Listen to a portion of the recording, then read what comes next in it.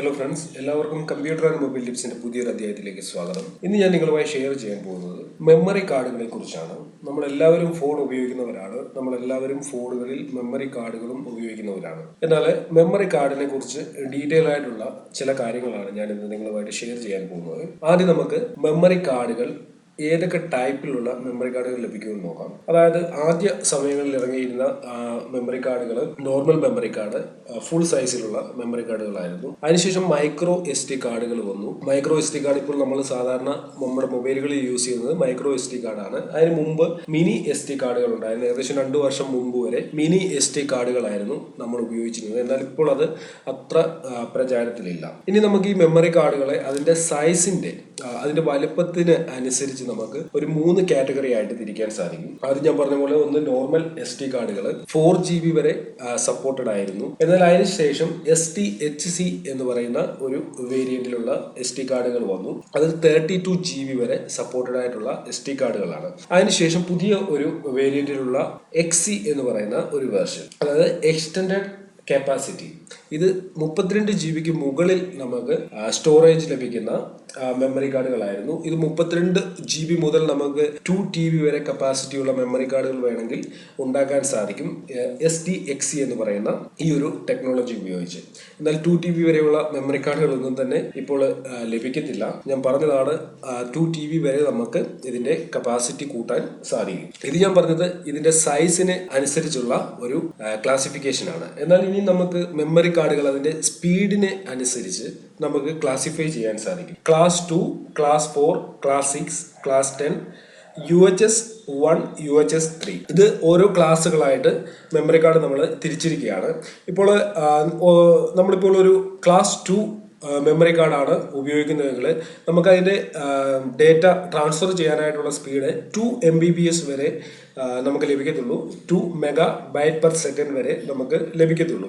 അതേപോലെ ഇപ്പോൾ ക്ലാസ് 6 ആണെന്നുണ്ടെങ്കിൽ 6 MB/s നമുക്ക് അതിൽ ഡേറ്റ ട്രാൻസ്ഫർ ചെയ്യാൻ സാധിക്കും. അതേപോലെ അൾട്രാ ഹൈ സ്പീഡിലുള്ള മെമ്മറി കാർഡുകളാണ്, അതായത് UHS 1, UHS 3 ഒക്കെയാണ് നമ്മൾ യൂസ് ചെയ്യുന്നതെങ്കിൽ നമുക്ക് ഏകദേശം ഒരു 32 MB മുതൽ നമുക്കൊരു 200 MB വരെ സ്പീഡ് അതിൽ ലഭിക്കും ഡേറ്റ ട്രാൻസ്ഫർ ചെയ്യാനായിട്ടുള്ളത്. ഇനി നിങ്ങളുടെ ആവശ്യത്തിനനുസരിച്ച് മെമ്മറി കാർഡുകൾ എങ്ങനെ സെലക്ട് ചെയ്യാൻ സാധിക്കുമെന്ന് നോക്കാം. മൊബൈൽ ഉപയോഗിക്കുമ്പോൾ മൊബൈലിൽ ഡേറ്റ സ്റ്റോർ ചെയ്യാനായിട്ട് അല്ലെങ്കിൽ മീഡിയ സ്റ്റോർ ചെയ്യാനായിട്ട്, മൂവീസ് സ്റ്റോർ ചെയ്യുക അല്ലെങ്കിൽ സോങ്സ് സ്റ്റോർ ചെയ്യുക, ഇങ്ങനെയൊക്കെയുള്ള ആവശ്യങ്ങൾക്ക് വേണ്ടിയാണ് നിങ്ങൾ മെമ്മറി കാർഡ് ഉപയോഗിക്കുന്നതെങ്കിൽ നിങ്ങൾക്കൊരു ക്ലാസ് 4 വരെയുള്ള അതിന് മുകളിലുള്ള മെമ്മറി കാർഡുകൾ യൂസ് ചെയ്യാൻ സാധിക്കും. ക്ലാസ് 4 മെമ്മറി കാർഡ് നിങ്ങൾക്ക് വളരെ ഈസി ആയിട്ട് വളരെ എളുപ്പത്തിൽ നിങ്ങളുടെ ഫോണിൽ നല്ല രീതിയിൽ വർക്ക് ചെയ്യും, മീഡിയ സ്റ്റോറേജിനും മറ്റും ആണെന്നുണ്ടെങ്കിൽ. ഇനി നിങ്ങൾക്ക് നിങ്ങളുടെ ഫോണിൽ HD റെക്കോർഡിങ്ങും മറ്റും ചെയ്യണമെന്നുണ്ടെങ്കിൽ ക്ലാസ് 6 മുകളിലുള്ള മെമ്മറി കാർഡുകൾ യൂസ് ചെയ്യുന്നതായിരിക്കും നല്ലത്.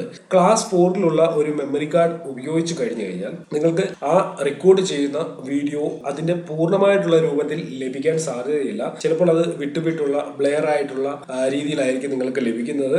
ഫോണുകളിൽ നിങ്ങൾക്ക് HD വീഡിയോ റെക്കോർഡിങ്ങും മറ്റും ചെയ്യണമെന്നുണ്ടെങ്കിൽ നിങ്ങൾ ക്ലാസ് 6 മുകളിലുള്ള, അതായത് ക്ലാസ് 6 മുതൽ ക്ലാസ് 6 മുകളിലോട്ടുള്ള മെമ്മറി കാർഡുകൾ ചൂസ് ചെയ്ത് യൂസ് ചെയ്യുക. കാരണം HD വീഡിയോ റെക്കോർഡിംഗ് ചെയ്യുമ്പോൾ വളരെ ഫയൽ സൈസ് കൂടിയ ആയിരിക്കും റെക്കോർഡ് ആകുന്നത്. അത് മെമ്മറി കാർഡിലേക്ക് ട്രാൻസ്ഫർ ചെയ്യുമ്പോൾ അതിന്റെ സ്പീഡ് ഒരിക്കലും മാച്ച് ചെയ്യത്തില്ല. അങ്ങനെ നിങ്ങളുടെ വീഡിയോ ചില ഫ്രെയിമുകളൊക്കെ മിസ്സായിരിക്കും നിങ്ങൾക്ക് മെമ്മറി കാർഡിലേക്ക് ലഭിക്കുന്നത്. ഇനി നിങ്ങൾക്ക് മൊബൈലിൽ 4K വീഡിയോ റെക്കോർഡ് ചെയ്യണമെന്നുണ്ടെങ്കിൽ കുറഞ്ഞത് UHS 1 മെമ്മറി കാർഡുകൾ നിങ്ങൾ യൂസ് ചെയ്യുക. അതായിരിക്കും ഏറ്റവും ബെറ്റർ. അല്ല എന്നുണ്ടെങ്കിൽ നിങ്ങൾ റെക്കോർഡ് ചെയ്യുന്ന വീഡിയോകൾ നിങ്ങൾക്ക് ക്ലിയർ ആയിട്ട് ലഭിക്കത്തില്ല.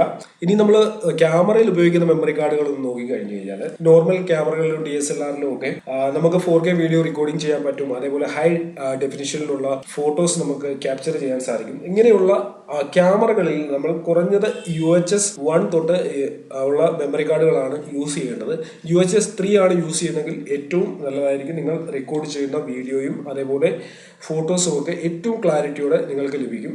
അതിനുശേഷം നിങ്ങൾ ഫോണുകളിലാണെങ്കിൽ ആപ്ലിക്കേഷനുകളൊക്കെ ഫോൺ മെമ്മറിയിൽ നിന്നും മെമ്മറി കാർഡിലേക്ക് മൂവ് ചെയ്യാറുണ്ട്. അങ്ങനെ മെമ്മറി കാർഡിലേക്ക് മൂവ് ചെയ്യുമ്പോൾ സംഭവിക്കുന്നത് നമ്മളിപ്പോൾ ഏറ്റവും കുറഞ്ഞ ഒരു മെമ്മറി കാർഡാണ് ഉപയോഗിക്കുന്നത്. സ്പീഡ് കുറഞ്ഞ ക്ലാസ് 4 ക്ലാസ് 2 ഉള്ള മെമ്മറി കാർഡാണ് യൂസ് ചെയ്യുന്നതെങ്കിൽ ഹൈ ഡെഫിനിഷനിലുള്ള ഗെയിമുകളും അതേപോലെ വീഡിയോസും അല്ലെങ്കിൽ മറ്റെന്തെങ്കിലും ഇച്ചിരി വലിയ ഫയലുകളൊക്കെ സെൻഡ് ചെയ്ത് കഴിഞ്ഞാൽ, അതായത് മൂവ് ചെയ്ത് കഴിഞ്ഞാൽ നമുക്ക് മൂവ് ചെയ്യാനും ടൈം എടുക്കും. അതിനുശേഷം നമ്മൾ ഗെയിമുകളൊക്കെ ഓപ്പൺ ആകുമ്പോൾ അത് ഓപ്പൺ ആകാനും ഒരുപാട് ടൈം എടുക്കും. കാരണം അതിന്റെ സ്പീഡ് വളരെ കുറവാണ്. അത് സപ്പോർട്ട് ആകുന്ന മാക്സിമം ഇപ്പോൾ നമ്മൾ 4 MBPS ഉള്ള ഒരു മെമ്മറി കാർഡാണ് ഉപയോഗിച്ചിരിക്കുന്നത്. അത് മാക്സിമം 4 MBPS സപ്പോർട്ട് ചെയ്യത്തുള്ളൂ. അതിലും വലിയ ഗെയിമുകൾ നമ്മൾ അതിൽ ഇൻസ്റ്റാൾ ചെയ്ത് കഴിയുമ്പോൾ മൂവ് ചെയ്ത് കഴിയുമ്പോൾ അത് ഓപ്പൺ ആകാനും കുറച്ച് സമയം എടുക്കും. അപ്പോൾ നമ്മൾ സാധാരണയായിട്ട് കുറ്റം പറയുന്നത് ആ ഫോണിനെയോ അല്ലെങ്കിൽ ഫോൺ ഉണ്ടാക്കിയ കമ്പനിയോ ആണ്. ഫോൺ ലാഗ് ചെയ്യുന്നു അല്ലെങ്കിൽ ഭയങ്കര സ്ലോ ആണ് ഫോണ്. എന്നാൽ യഥാർത്ഥമായിട്ടുള്ള ഇതിന് പുറകിലുള്ള ഇങ്ങനെയുള്ള പ്രോബ്ലങ്ങളെ കുറിച്ച് നമ്മൾ ചിന്തിക്കാറില്ല. നമ്മൾ യൂസ് ചെയ്യുന്ന മെമ്മറി കാർഡ് നമ്മൾ ആവശ്യത്തിനനുസരിച്ചുള്ള മെമ്മറി കാർഡ് ആണോ നമ്മുടെ ഫോണിൽ നമ്മൾ യൂസ് ചെയ്തിരിക്കുന്നതെന്ന് ഒരിക്കലും നമ്മൾ ചിന്തിക്കാറില്ല. അതുകൊണ്ട് നിങ്ങളൊരു കാര്യം ഓർത്ത് വെക്കുക. ഞാൻ ഈ പറഞ്ഞു തന്ന കാര്യങ്ങൾ മെമ്മറി കാർഡ് വാങ്ങാൻ ഉദ്ദേശിക്കുന്നവർക്ക് തീർച്ചയായിട്ടും ഉപകാരപ്രദമായിട്ടുള്ള ചില കാര്യങ്ങളാണ് ഞാൻ പറഞ്ഞു തന്നത്. ഇങ്ങനെ നിങ്ങളുടെ ആവശ്യത്തിനനുസരിച്ചുള്ള മെമ്മറി കാർഡുകൾ വാങ്ങുക.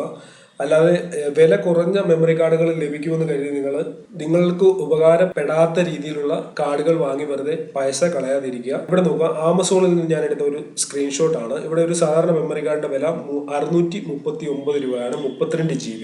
എന്നാൽ ഒരു ഹൈ സ്പീഡ് മെമ്മറി കാർഡിന്റെ വില 2199 രൂപയാണ്. രണ്ടും ഏകദേശം അതിന്റെ സ്റ്റോറേജ് ഒരേപോലാണ്, 32 GB ആണ്. എന്നാൽ അതിന്റെ സ്പീഡിനെ ഡിപ്പെൻഡ് ചെയ്ത് അതിന്റെ വിലയും കൂടിയിരിക്കുന്നത് നമുക്ക് ഇവിടെ കാണാൻ സാധിക്കും. അതുപോലെ നിങ്ങൾ മെമ്മറി കാർഡ് വാങ്ങുമ്പോൾ തീർച്ചയായിട്ടും ഈ കാര്യങ്ങളൊക്കെ മനസ്സിൽ വെച്ചുകൊണ്ട് ഒരു മെമ്മറി കാർഡ് സെലക്ട് ചെയ്യുക.